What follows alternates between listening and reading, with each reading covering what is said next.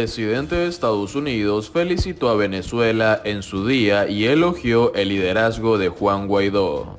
La Casa Blanca confirmó este martes la autenticidad de la carta que Biden envió el lunes a Guaidó, con motivo del aniversario de la independencia de Venezuela.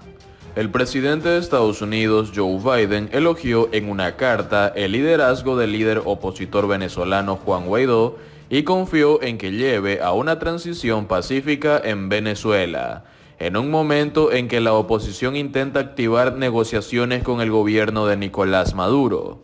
La Casa Blanca confirmó este martes a EFE la autenticidad de la carta que Biden envió el lunes a Guaidó, con motivo del aniversario de la independencia de Venezuela y que supuso un espaldarazo al líder opositor al que Estados Unidos y otros países reconocen como presidente interino del país.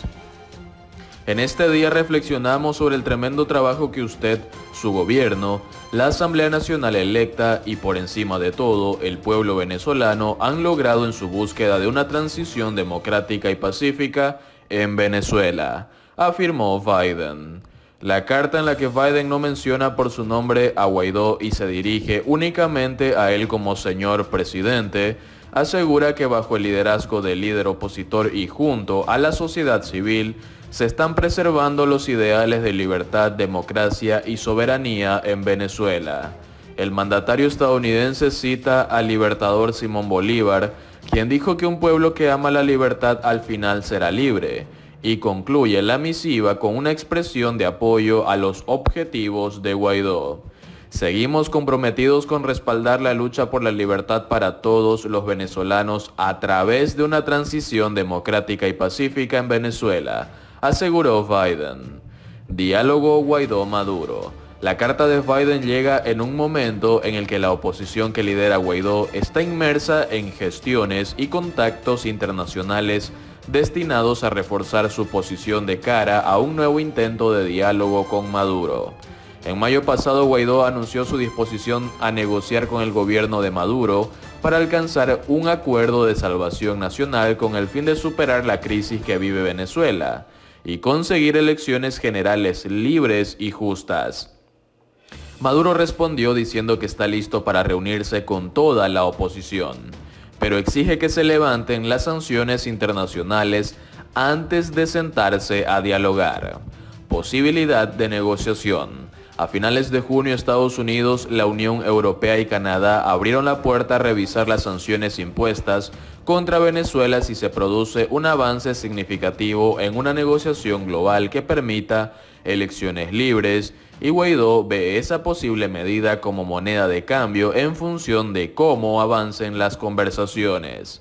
En sus primeros meses en el poder, sin embargo, Biden no ha convertido a Venezuela en una prioridad de su política exterior, más allá de mantener el reconocimiento a Guaidó como presidente interino que expresó en 2019 su predecesor Donald Trump.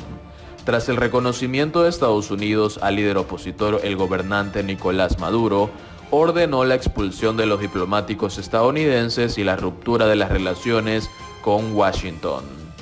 Donald Trump dijo accidentalmente la verdad sobre su estrategia de desinformación. Si lo escuchas lo suficiente, una tarea nada fácil. Donald Trump te contará todos sus secretos. Testigo de ello es esta frase de su discurso del 3 de julio en Sarasota, Florida. Si lo dices lo suficiente y sigues diciéndolo, empezarán a creerte. Trump se refería a la supuesta desinformación dirigida a él y a otros republicanos. Pero vaya que esa cita explica todo lo que hay que saber sobre su enfoque de la presidencia y de la vida. Es de esperar que Trump no fuera consciente de que su cita era casi idéntica a esta infame frase del nazi Joseph Goebbels. Si se cuenta una mentira lo suficientemente grande y se sigue repitiendo, la gente acabará por creerla. Trump se ha pasado la vida en los negocios y en la política, repitiendo exageraciones, medias verdades y mentiras descaradas para quedar bien. Los libros que escribió antes de dedicarse a la política están plagados de citas que ensalzan las virtudes de inventar una realidad y luego repetirla hasta que la gente empiece a creerla. Juego con las fantasías de la gente. Escribió en The Art of the Deal. La gente quiere creer que algo es lo más grande, lo mejor y lo más espectacular. Yo lo llamo hipérbole veraz. Si admites la derrota, entonces serás derrotado, escribió Trump en The Think Big. Una vez que llegó a la presidencia, Trump, como era de esperar, siguió con su discurso. No crean la basura que vende esta gente, las noticias falsas, dijo Trump a un grupo de veteranos en 2018. Lo que están viendo y lo que están leyendo no es lo que está sucediendo. Por desgracia, el plan de Trump funciona. Tomemos las elecciones de 2020.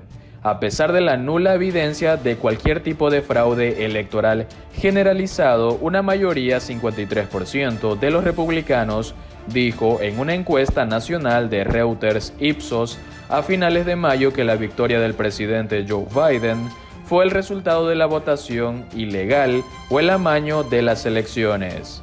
Más de 6 de cada 10 republicanos, 61%, estaban de acuerdo con la afirmación de que las elecciones fueron robadas a Donald Trump.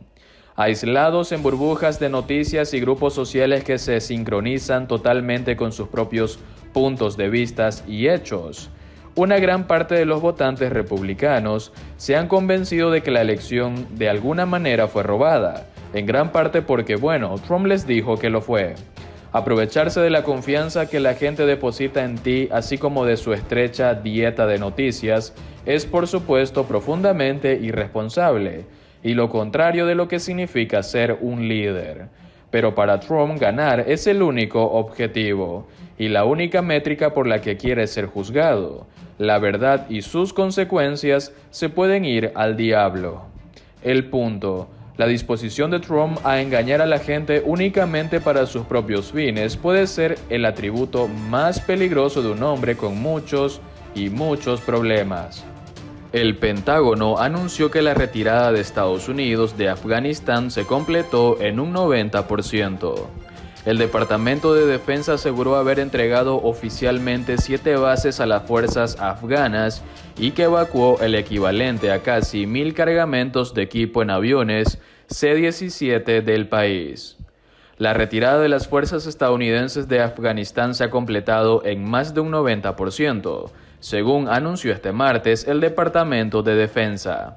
El Pentágono aseguró haber entregado oficialmente 7 antiguas bases estadounidenses a las fuerzas de seguridad afganas y que evacuó el equivalente a casi 1,000 cargamentos de equipos en aviones C-17 del país, antes de la fecha límite de septiembre para completar la retirada.